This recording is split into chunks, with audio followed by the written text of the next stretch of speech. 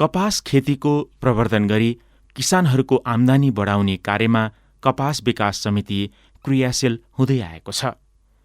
कपास खेती सम्बन्धी अध्ययन तथा अनुसन्धान गरी समितिले उपयुक्त जातको पहिचान गरी किसानहरूलाई ती जातका कपास खेती गर्नका लागि प्रोत्साहित गर्दै आएको छ।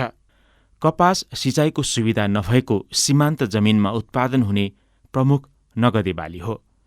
नेपालमा कुल खेतीयोग्य जमिनको 60% क्षेत्रमा अझै सिँचाइ सुविधा पुग्न सकेको छैन।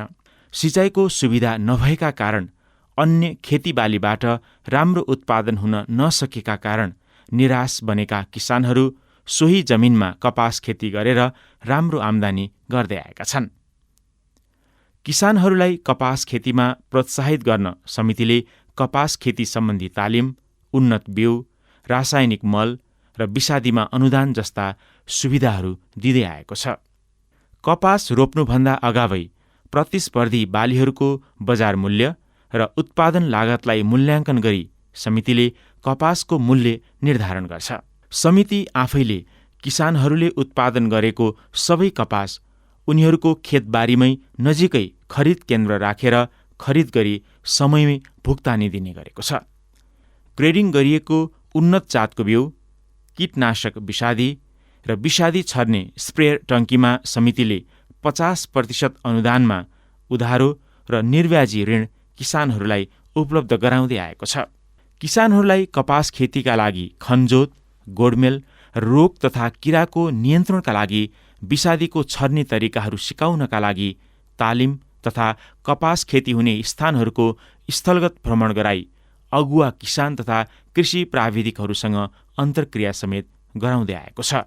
2039 सालदेखि कपास खेतीलाई प्रवर्धन गर्दै आएको समितिले 2051-52 सालसम्म आइपुग्दा नेपालको कुल मागको करिब 33% कपास पूर्ति गर्ने अवस्थामा आइपुगेको थियो।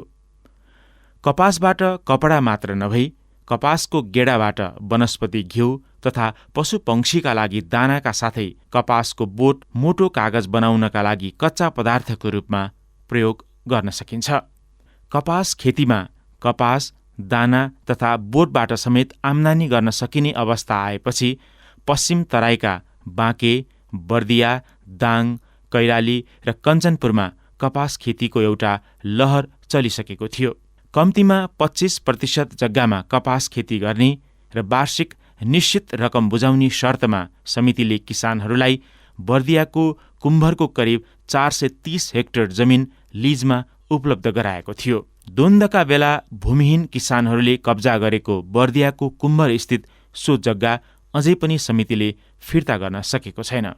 द्वन्द्वकै बेला समितिको कुम्भर फार्म तथा केन्द्रीय कार्यालयमा 3 पटकसम्म आगजनी तथा लुटपाट हुँदा समितिको करिब 5 करोड 93 लाख रुपैयाँ बराबरको क्षति भएको थियो, जसका कारण समितिले 2058 देखि 2064 सालसम्म कुनै पनि कार्यक्रम सञ्चालन गर्न सकेन। यही अवधिमा कपासको उत्पादन हेर्दा हेर्दै करिब 0को स्थितिमा पुग्यो। द्वन्द्वका कारण समितिको सहयोगमा कपास खेती गर्दै आएका करिब 9,000 किसानहरू प्रत्यक्ष रूपमा मारमा परे भने कपासको उत्पादन वार्षिक 3,400 मेट्रिक टनबाट झरेर 1.25 टनमा मात्र सीमित भएको थियो, जसले गर्दा देशले करोडौँको नोक्सानी खेप्नु पर्यो। द्वन्द्वको अन्त्यपछि सरकारले कपास खेतीका लागि करिब 3,000 किसानले समितिबाट लिएको 100% ऋण अर्थात् करिब 91 लाख रुपैयाँ मिनाहा गरिदियो। समितिको सहयोगमा अहिले दाङ र बाँकेमा गरी 175 हेक्टरमा कपास खेती हुँदै आएको छ।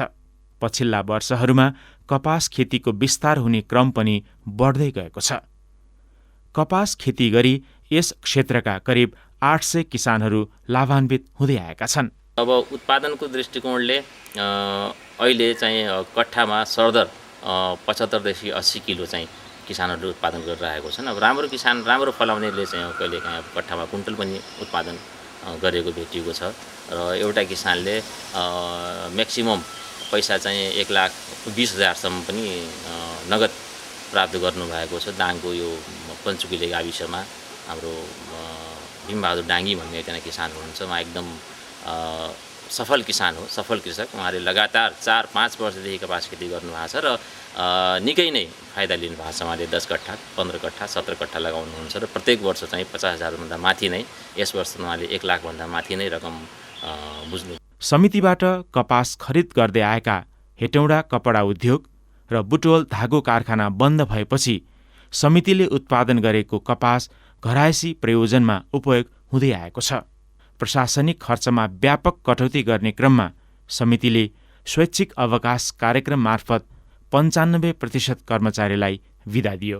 यसभन्दा पहिला जो कर्मचारीहरूको स्वैच्छिक अवकाश खुल्यो समय समयमा 60 सालसम्म चाहिँ 60-61 सम्म चाहिँ स्वैच्छिक अवकाशमा सम्पूर्ण कर्मचारीहरूले स्वैच्छिक अवकाशमा जानुभयो। त्यसमध्ये अब हाम्रो समितिको कर्मचारी थाई चाहिँ 17 जना कर्मचारी छौँ हामी, कार्यकारी प्रमुख लगायत।